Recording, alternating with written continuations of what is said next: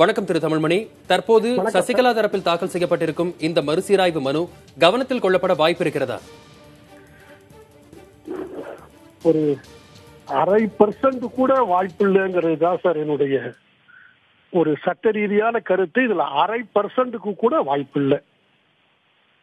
அவங்க தன்னை ஆத்ம திருப்திப்படுத்திக் கொள்ளவும் ஒரு ஆறுதல் படுத்திக் கொள்ளவும் இன்னும் என் மீது விதிக்கப்பட்டிருக்கிற தண்டனை இறுதி வடிவம் பெறப்படவில்லை என்று அவர்களே மற்றவர்களுக்கு சொல்லிக் கொள்வதற்கு இது ஒருவேளை பயன்படலாமே தவிர வேறு எந்த விதத்திலும் இது தீர்ப்பை மாற்றுவதாக அமையாது.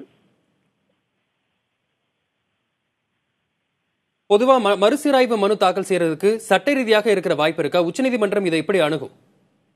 சார், இது முதல்ல என்ன புரிஞ்சுக்கணும்னா, இந்த சீராய்வு மனுக்களை நீதிபதிகள் சேம்பர்லயே ஆர்டர் போட்டுடுறாங்க.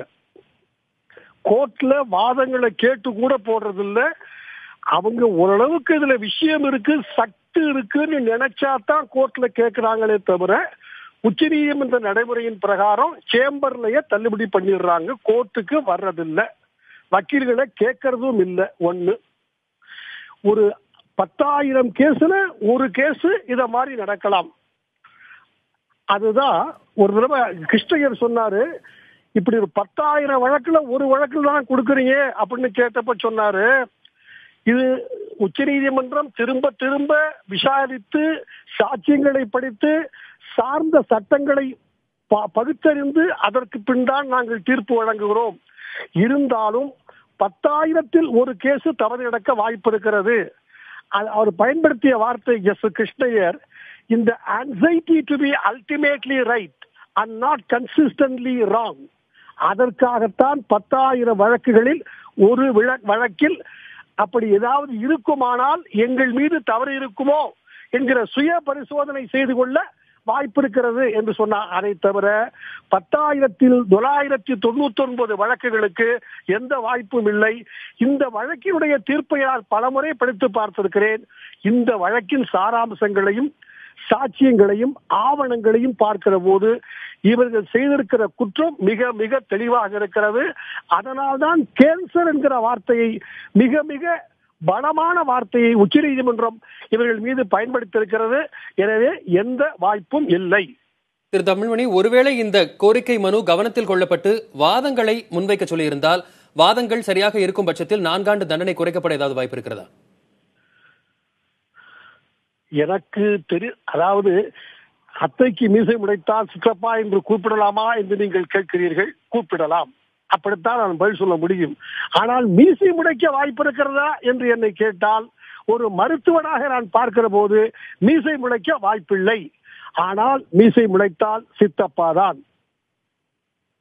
என்ன வாய்ப்பு இருக்கு? வேற என்ன வாய்ப்பு இருக்கு? என்ன வாய்ப்பு சம்பந்தமா அவங்க இந்த மாதிரி ஒரு மறுசீராய்வு மனுவை தாக்கல் செஞ்சிருக்காங்க? அவர்கள், நான் மீண்டும் சொல்லுகிறேன், இந்த வழக்கு இறுதி கட்டத்தை எட்டிவிடவில்லை. இன்னும் இந்த வழக்கு நிலுவையில் இருக்கிறது என்பதை காண்பிக்கத்தான் இது போன்ற சீராய்வு மனுக்கள் போடுவது என்பது ஒரு ஃபேஷன், ஒரு ஸ்டைல் ஆகிவிட்டது. எந்த வழக்கு எந்த தீர்ப்பு கொடுத்தாலும் அதற்கு சம்பந்தப்பட்ட ஒரு நபர், அவர் அரசியல்வாதியாக இருந்து விட்டால் அதை கேட்கவே வேண்டாம். இல்லை இல்லை, நான் சீராய்வு மனு போட்டிருக்கிறேன், இது இன்னும் முடிந்து விடவில்லை. இந்த சீராய்வு மனுவை கூட ஒரு வருட காலம் 2 வருட காலம் வைத்திருந்து அவ்வளவு நாட்கள் அவர்கள் தொடர்ந்து சொல்லிக் கொண்டிருக்கலாம். அதற்கு அரசியல் ரீதியாக அவர்கள் தங்களை விளம்பரப்படுத்திக் கொள்ள, இன்று வரை நான் குற்றவாளி இல்லை என்று சொல்லிக்கொள்ள பலன் கொடுக்குமே தவிர சட்ட ரீதியாக எந்த வாய்ப்பும் எந்த பலனும் கிடைக்க வாய்ப்பில்லை. திரு தமிழ்மணி, ஒரு மூத்த வழக்குரைஞராக இதுபோல் உங்களுடைய அனுபவத்தில் மறுசீராய்வு மனுக்கள் தாக்கல் செய்யப்பட்டிருக்கும், அவையெல்லாம் கவனத்தில் கொள்ளப்பட்டிருக்கின்றனவா? நான் முன்பே சொன்னேன், கிருஷ்ணயர் சொன்னது போல 10,000-ல் ஒரு வழக்குகள். ஏன் இப்போது எடுத்துக்கொள்ளுங்களேன், இந்த ஒரே பால் உறவு என்பதை இரு நபர்கள், இரு ஆண்களோ இரு பெண்களோ உறவு வைத்துக் கொள்ளலாம், அது தண்டனைக்குரியதா என்கிற சட்டத்தை தீர்ப்பு அளித்த பிறகும் கூட அவர்கள் திரும்ப மறு விசாரணைக்கு ஏற்றுக்கொண்டிருக்கிறார்கள்.